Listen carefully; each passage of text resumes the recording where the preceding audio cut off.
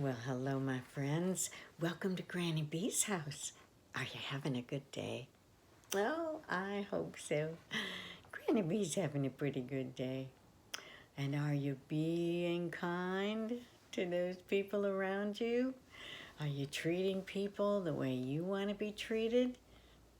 You know that's the key to making this world a better place, don't you? Well, you know my friend Arthur the mouse. He has a job to do now. It's called Arthur Babysits, written by Mark Brown. And it's an Arthur adventure. And boy, does it look like it's going to be an adventure when Arthur babysits. Granny B will get out of the way here.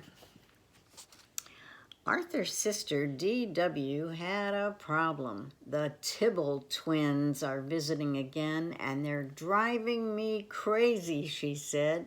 They're everywhere I go. Oh, they can't be that bad, said Arthur. How would you know, said D.W. Later that afternoon, Arthur and D.W. took Kate for a walk. Look, shouted the Tibble twins. There's D.W. Oh, no, said D.W. Quick, let's hide. Mrs. Tibble looked worried. I'm in a terrible pickle, she said. I need a sitter for my grandsons tonight, and I can't find one anywhere. Arthur can do it, said D.W. He babysits me all the time. Oh, Arthur, you're a lifesaver, said Mrs. Tibble. I'll call your mother and set it up right now. Babysitting is such a big responsibility, said Arthur. I'm a little nervous. You'll do a fine job, said Mother. We'll be right here if you want to call us, said Father. Here's my crash helmet, said D.W. You'll need it. Why? Asked Arthur. Are you coming along? You think I'm trouble, said D.W. Just wait.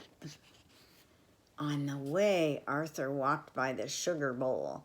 Hey, Arthur, called Buster, where are you going? I'm on my way to babysit for Mrs. Tibble, said Arthur.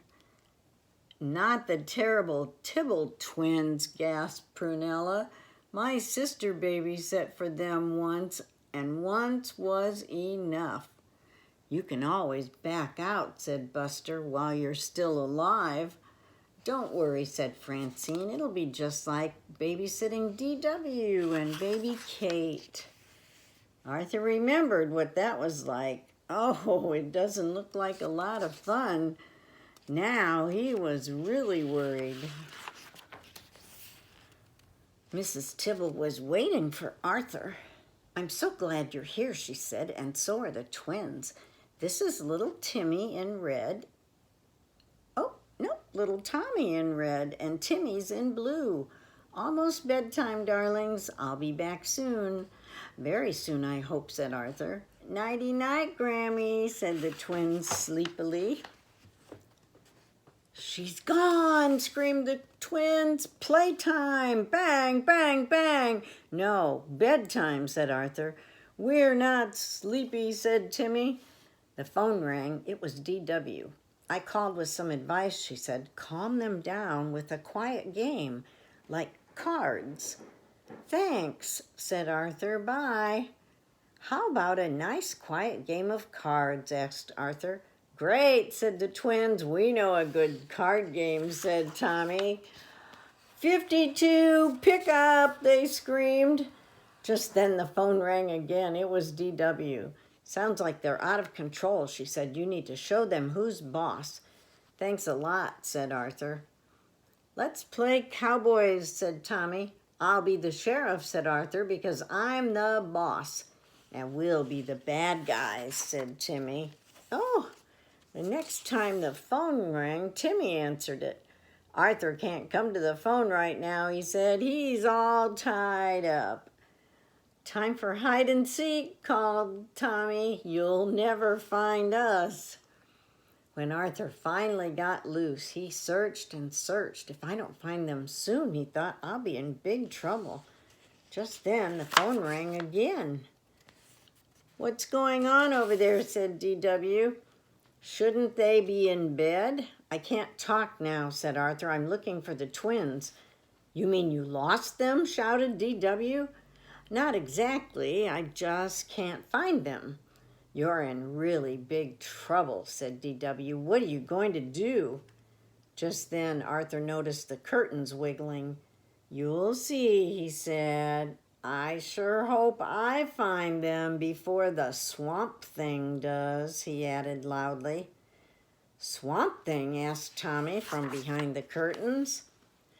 "Yes, the one that comes out on nights just like tonight," Arthur said. "Sit down and I'll tell you about it." Arthur used his spookiest voice. "Once in a dark, spooky swamp, there lived a horrible, big, slimy, stinky, green swamp thing." "You mean like a monster?" Tommy asked meekly. "Exactly," said Arthur, "with long, sharp teeth. And the swamp thing realized it was very, very hungry," said Arthur. "It left the swamp in search of dinner." "What did it like to eat?" Timmy asked in a shaky voice. "Boys," said Arthur, "especially twin boys." The twins moved closer to Arthur. "The swamp thing began to moan from hunger," continued Arthur, "until it came to a big old house just like this one." "I hear footsteps," cried Timmy. "It's only your imagination," said Arthur. "Want to sit on my lap?" "Well, just for a minute," said Timmy. "Slowly," whispered Arthur. With its big, slimy, green hand, the swamp thing opened the door. "I smell dinner," it said. It licked its lips. "Help!" screamed the twins. "It's coming in our front door!" yelled Timmy. Just then the door did open and the lights went on. "I'm home," said Mrs. Tibble, and look at my little angels. Arthur must be a wonderful babysitter. "He's not scared of anything," said Timmy. "And he tells great stories too," said Tommy. "We want him to babysit again." The twins hugged Arthur goodnight. Then Mrs. Tibble paid Arthur and thanked him for doing such a fine job. When Arthur got home, DW was still up. "You're home early," she said. "Did you get fired?" "No," said Arthur. "Babysitting isn't so bad. Mrs. Tibble thinks I'm pretty good at it. Now she wants me to babysit the twins every afternoon right here in our house. And since you know so much about babysitting, you can help." Boy, he put DW on the spot, didn't he? Well, do you babysit? Do you ever babysit for your little brothers or sisters or your neighbors or your cousins? Babysitting's a big responsibility, and I hope you take it very seriously, and I hope you learn all the things you need to learn about babysitting before you try it, because it's a big responsibility. You have everyone's most cherished possessions, their children. You're taking care of their children.